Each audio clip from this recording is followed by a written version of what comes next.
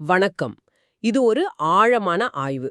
இன்னைக்கு நாம ஒரு மிக வித்தியாசமான, சொல்லப்போனா நம்மளோட அத்தனை நம்பிக்கைகளையும் அப்படியே ஆட்டம் காண வைக்கிற ஒரு சிந்தனையாளரோட கருத்துக்களை கொஞ்சம் ஆழமா பார்க்க போறோம். உங்ககிட்ட இருக்கிற மூலங்கள், குறிப்பா யூஜி கிருஷ்ணமூர்த்தியோட மனம் ஒரு கட்டுக்கதை, மைண்ட் இஸ் a myth, அந்த புத்தகத்தோட சில பகுதிகளை வச்சு அவரோட உலகத்தை கொஞ்சம் புரிஞ்சுக்க முயற்சி பண்ணலாம். யூஜி கிருஷ்ணமூர்த்தி, இந்த பேரை நீங்க கேள்விப்பட்டிருக்கலாம். ஆனா இவர் தன்னை ஒரு குருவாகவோ ஞானியாகவோ எதுவுமா சொல்லிக்கிட்டதில்ல. சொல்லப்போனா அப்படி சொல்றவங்கள ரொம்ப கடுமையா விமர்சனம் செஞ்சவர். மதம், ஆன்மீகம், கடவுள், ஞானத்தேடல், ஏன் நான் அப்படிங்கிற நம்ம உணர்வையே கூட கேள்விக்குள்ளாக்கினவர். தியோசாஃபி பின்னணியில வளர்ந்து தீவிரமா ஆன்மீகத்தை தேடி கடைசியில அத்தனையும் நிராகரிச்ச ஒரு சிக்கலான மனிதர்னு சொல்லலாம். இந்த ஆய்வு நிச்சயம் நம்ம சிந்தனைகளை ஆழமா தூண்டும். ஆமா, யூஜியோட கருத்துக்களை எதிர்கொள்றதுங்கிறது நம்மளோட அஸ்திவாரங்களையே அசைச்சு பார்க்குற மாதிரி தான். அவர் கேட்குற கேள்விகள் ரொம்ப ரொம்ப ஆழமானவை. நான்கிறது உண்மையா? மனம்னு நாம சொல்றது நிஜமாவே இருக்கா? அன்பு, அமைதி, ஞானம் இதெல்லாம் வெறும் கற்பனைகள் தானா? இந்த ஆய்வு இந்த மாதிரியான கேள்விகளை அவருடைய பார்வையிலிருந்து புரிஞ்சுக்க ஒரு முயற்சி. இது சுலபமா இருக்காது, ஆனா நம்மள ஆழமா சிந்திக்க வைக்குங்கிறது உறுதி. சரி, யூஜியோட அந்த பயணத்திலிருந்தே ஆரம்பிக்கலாமா?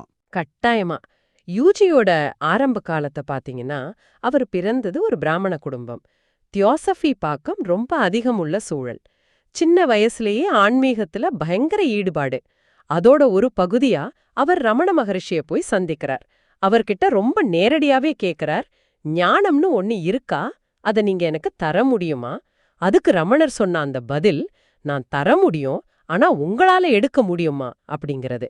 இந்த பதில் யூஜிய ஒரு நிழல் மாதிரி வாழ்க்கை முழுக்க துரத்திக்கிட்டே இருந்துச்சுன்னு சொல்வாங்க. ஆமா, அந்த பதில் நிஜமாவே அவரை ஆழமா பாதிச்சிருக்கு. பல குருக்களை தேடி போயிருக்காரு, பலவிதமான ஆன்மீக பயிற்சிகள், யோகா பயிற்சிகள்னு ரொம்ப தீவிரமா செஞ்சிருக்காரு. ஆனா எதுலையுமே அவருக்கு ஒரு திருப்தி கிடைக்கல.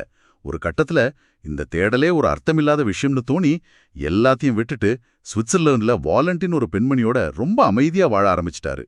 கிட்டத்தட்ட ஆன்மீக உலகத்திலேருந்து தன்னை முழுமையா விலக்கிக்கிட்ட மாதிரி. எல்லாம் முடிஞ்சுன்னு நினைக்கும் போதுதான் அவரோட 49வது வயசுல யாருமே எதிர்பார்க்காத ஒரு விஷயம் நடக்குது. சுவிட்சர்லாந்துல சானன் அப்படிங்கிற இடத்துல ஜே கிருஷ்ணமூர்த்தியோட ஒரு சொற்பொழிவு கேட்டுட்டு இருக்கும்போது ஒரு பயங்கரமான மாற்றம் அவருக்குள்ள நடக்குது. ஜே.கே. விவரிச்ச அந்த விடுதலை அடைஞ்ச மனிதனோட நிலை, அது தன்னுடைய இயல்பான நிலைதான்னு திடீர்னு உணர்றாரு. ஆனா இது அவர் ஒரு மனரீதியான மாற்றம், ஒரு ஞானோதயம் அப்படின்லாம் சொல்லல. அதுக்கு பதிலா தன் உடம்புல நடந்த ஒரு பேரழிவு, ஒரு கெலாமிட்டி அப்படிங்கிறாரு. இங்கேதான் விஷயம் ரொம்ப ஆழமா போகுது இல்லையா? மிகச்சரியா சொன்னீங்க. அதுதான் யூஜிய மத்த ஆன்மீகவாதிகள் கிட்ட இருந்து வேறுபடுத்துது. அவர் விவரிக்கிற அந்த பேரழிவுங்கிறது நாம பொதுவா கேட்கிற அந்த அமைதியான ஞான நிலை இல்ல. அது அவரோட மொத்த சிந்தனை அமைப்பு, அந்த தாட் ஸ்ட்ரக்சர், அதோட சிதைவு, ஒரு முழுமையான உடைவு. அந்த நிகழ்வுக்கு பிறகு நான் அப்படிங்கிற அந்த தனிநபர் உணர்வு, அந்த மையம் அவர்கிட்ட இருந்து சுத்தமா மறைஞ்சு போச்சுன்னு சொல்றாரு. இது மனசளவுல மட்டும் நடக்கல, அவரோட உடம்பு மிக கடுமையான மாற்றங்களுக்கு உள்ளாச்சு. என்ன மாதிரி மாற்றங்கள்? மூலங்கள் அதை விவரிக்கிறாங்களா? ஆமா, அவர் சொல்றதை கேட்டா நம்புறதுக்கே கஷ்டமா இருக்கலாம். சுரப்பிகள்ல வீக்கம், பார்வை கிட்டத்தட்ட 360 டிகிரி கோணத்துல தெரிஞ்சது, உடல் வெப்பநிலை தாறுமாறா ஏறி இறங்குனது, பல தடவை மரணத்தோட விளிம்பு வரைக்கும் போயிட்டு திரும்பினது, உடல் ஒரு மாதிரி இருபால் தன்மை ஹெர்மஃப்ரோடிட்டிக் ஃபீச்சர்ஸ் அடைஞ்சுது அப்படின்லாம் சொல்றாரு. இது அவர் எதுக்கு சொல்றாருன்னா, இது ஆன்மீக பயிற்சியாலேயோ மனரீதியான முயற்சியாலேயோ வந்ததில்ல. இது தன்னிச்சையா எதிர்பார்க்காம நடந்த ஒரு உயிரியல் ரீதியான உருமாற்றம், ஒரு பிசியோலாஜிக்கல் மியூட்டேஷன், ஒரு விபத்து மாதிரி. அதை வலியுறுத்துதான். அதனாலதான் இது யாருக்கும் நடக்காது, இது யாரும் பின்பற்ற முடியாது, இது ஒரு வழியே இல்ல அப்படின்னு அவர் அடிச்சு சொன்னாரு. அப்போ இந்த பேரழிவுக்கு அப்புறம் அவரோட கருத்துக்கள் எப்படி மாறுச்சு? அவரோட மையச் செய்தி என்ன? இதுதான் நம்ம ஆழமான ஆய்வோட முக்கியமான பகுதி. இது ஒரு கட்டுக்கதை. Mind is a myth. நான், ஆன்மா, கடவுள், ஞானம், முக்தி, அன்பு, அமைதி, மகிழ்ச்சி, மறுபிறப்பு, இப்படி நாம நம்புற தேடுற எதுவுமே உண்மையில இல்ல. எல்லாமே மரண பயத்திலிருந்து தப்பிக்க நாம ஒரு பாதுகாப்பா உணரணுங்கிறதுக்காக நம்மளோட சிந்தனை உருவாக்குன கற்பனைகள், வெறும் கான்ஸ்ட்ரக்ட்ஸ். ஒரு நிமிஷம், அன்பு, மகிழ்ச்சி கூட கற்பனையா? இது ஜீரணிக்க ரொம்ப கஷ்டமா இருக்கே. கஷ்டமா தான் இருக்கும். யூஜியோட பார்வை அப்படிதான். இந்த கருத்துக்கள் எல்லாமே நம்ம உடம்போட இயற்கையான ஒரு மாதிரி மிருகத்தனமான அனிமலிஸ்டிக் செயல்பாட்டிலிருந்து பிரிச்சுடுக்குன்னு சொல்றாரு. கலாச்சாரம், மதம், மரபு இது எல்லாமே இந்த பிரிவினைய இன்னும் அதிகமாக்கி நம்மள ஒரு செயற்கையான தேடல்ல சிக்க வச்சிடுச்சுங்கிறது அவரோட வாதம். அதனாலதான் ஞானம், ஞான மார்க்கம், குருக்கள் எல்லாத்தையும் அவர் நிராகரிக்கிறாரா? என்னால உங்களுக்கு உதவ முடியாட்டா வேற யாராலையும் முடியாதுன்னு அவர் சொன்னதா மூலங்கள் சொல்லுது. ஆமா, ஞானம்னே ஒண்ணு இல்ல, அது அடைய வழியும் இல்லைன்னா குருவுக்கு அங்க என்ன வேலை? இதுதான் அவரோட கேள்வி. அவர் பார்வையில குருக்கள், புனிதர்கள், மீட்பர்கள் எல்லாரும் இந்த இல்லாத ஒண்ணு இருக்கிற மாதிரி காட்டி நம்மளை ஏமாத்துறாங்க, இல்லைன்னா அவங்களே ஏமாந்து போயிருக்காங்க.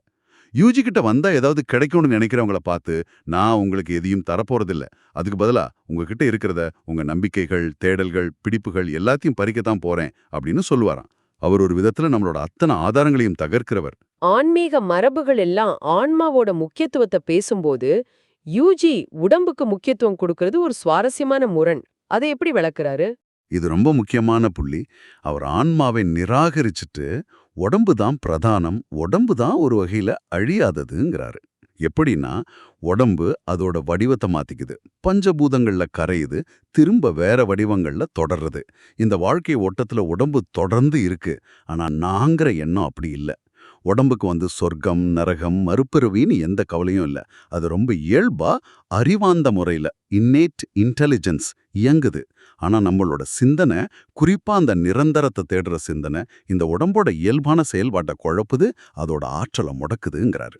அப்படியானா சிந்தனையே கூடாதா? அன்றாட வாழ்க்கைக்கு சிந்தனை அவசியம் தானே? நிச்சயமா. அதையே யூஜி மறுக்கல. நீங்க ஒரு கணக்கு போட, ஒரு முகவரியை கண்டுபிடிக்க, ஒருத்தரை அடையாளம் காண சிந்தனை தேவை.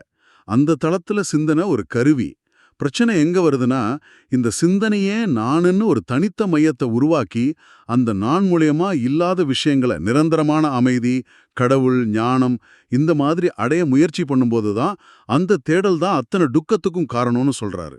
இந்த சிந்தனை பத்தி அவர் சொல்ற சிந்தனை மண்டலம், தாட் ஸ்பியர் அப்படிங்கிற கருத்து இன்னும் ஆழமா இருக்கே. தனிப்பட்ட மனம்னு ஒண்ணு இல்லைன்னு சொல்றாரே. ஆமா, இது அவரோட மிக முக்கியமான ஆழமான கருத்துக்கள்ல ஒண்ணு. அதாவது, உங்களுக்கென்று தனியாவோ எனக்கென்று தனியாவோ மனம் கிடையாது. இருக்கிறது ஒண்ணே ஒண்ணுதான். அது மனிதகுலம் முழுக்க பகிரப்பட்ட ஒரு பொதுவான சிந்தனை மண்டலம், தாட் ஸ்பியர் அல்லது தாட் கான்ஷியஸ்னஸ். வானொலி பெட்டி எப்படி காத்துல கலந்திருக்கிற அலைகளை பிடிச்சு ஒளிபரப்புதோ, அது மாதிரி நம்ம மூளையும் இந்த பொதுவான சிந்தனை மண்டலத்திலிருந்து தனக்கு தேவையான சிந்தனைகளை தேர்ந்தெடுத்து பயன்படுத்துது. அதனால அறிவு, சிந்தனைங்கிறது யாருடைய தனிப்பட்ட சொத்தும் இல்ல. அது மனிதகுலத்தோட ஒட்டுமொத்த சொத்து, ஒரு பொதுக்குள மாதிரி.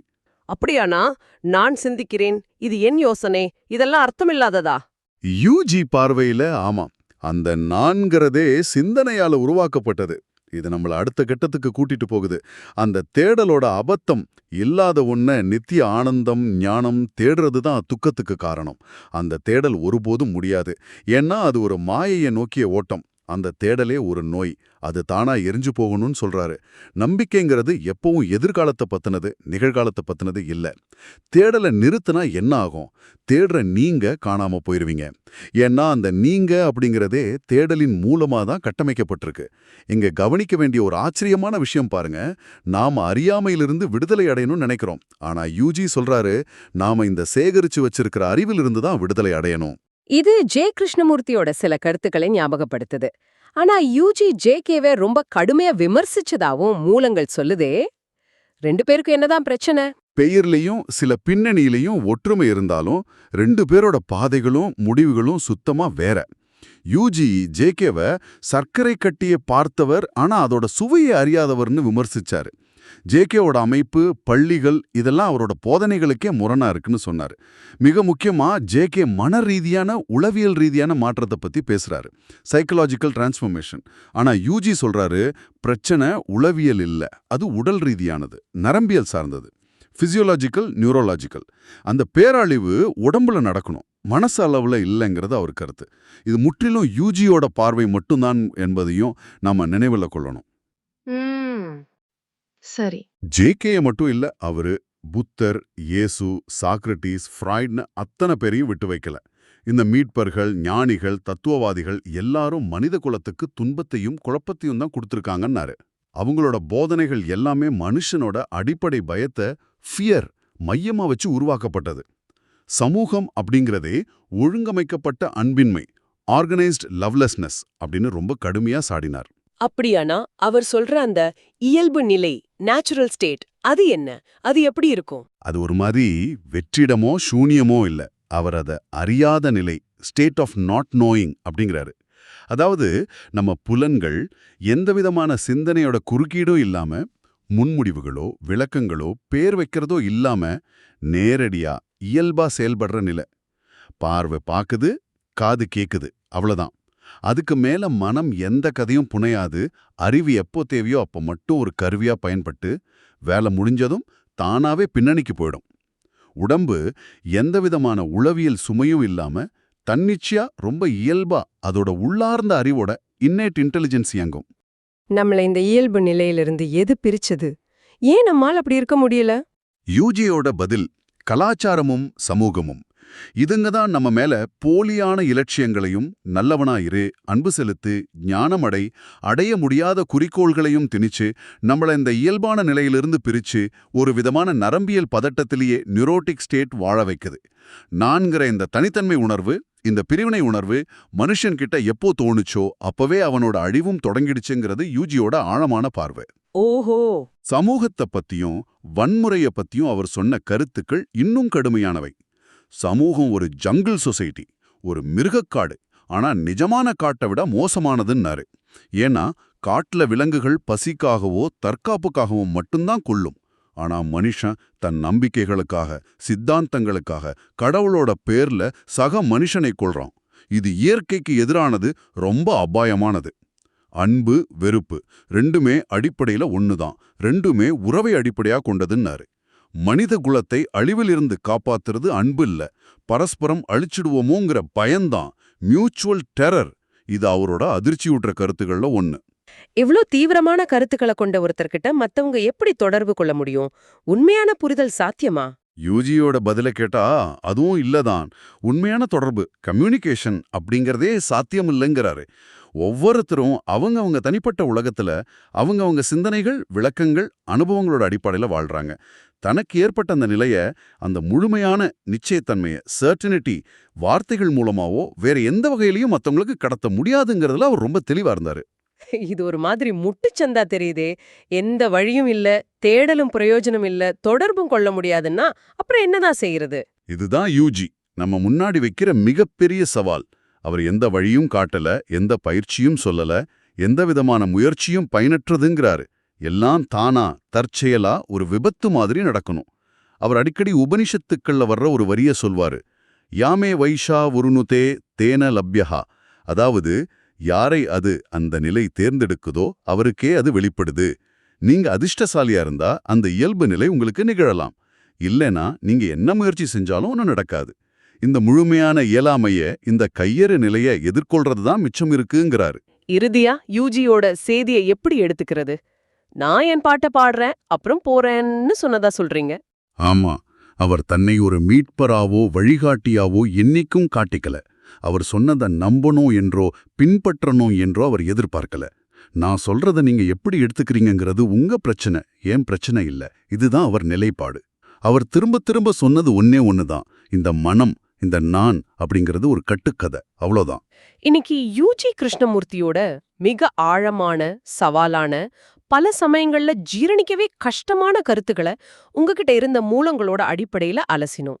மனம், நான், தேடல், ஞானம், சமூகம்னு நாம புனிதமா நினைக்கிற எல்லாத்தையும் அவர் கேள்வி கேட்டு தகர்த்தறிற விதம் உண்மையிலே அதிர்ச்சியா இருக்கு. நிச்சயமா இதை அப்படியே ஏத்துக்கிறதோ நிராகரிக்கிறதோ நோக்கம் இல்ல. இந்த தீவிரமான கருத்துக்களை எதிர்கொள்றதே ஒரு வகையில முக்கியமானது. ஒரு இறுதி சிந்தனையை மட்டும் நீங்க யோசிக்கிறதுக்காக வைக்கிறேன். யூஜி சொல்றாரு, உடம்பு ஒரு வகையில தொடருது, ஆனா நான்கிறது ஒரு மாய, அது சுத்தமா அழிஞ்சிடும்னு. அப்படியானா அந்த நான்கிற மாயை முற்றிலும் இல்லாத போது நம்ம காலம் காலமா பேசிட்டு வர்ற அழியாத தன்மை, முக்தி அல்லது விடுதலை அப்படிங்கிறதோட அர்த்தம் என்னவா இருக்கும்? ஒருவேளை அது நாம கற்பனை பண்றதுக்கும் அப்பாற்பட்ட ஒண்ணா? இந்த ஆழமான கேள்வியோட இன்றைய ஆய்வை நிறைவு செய்வோம். அடுத்த ஆய்வில் சந்திப்போம்.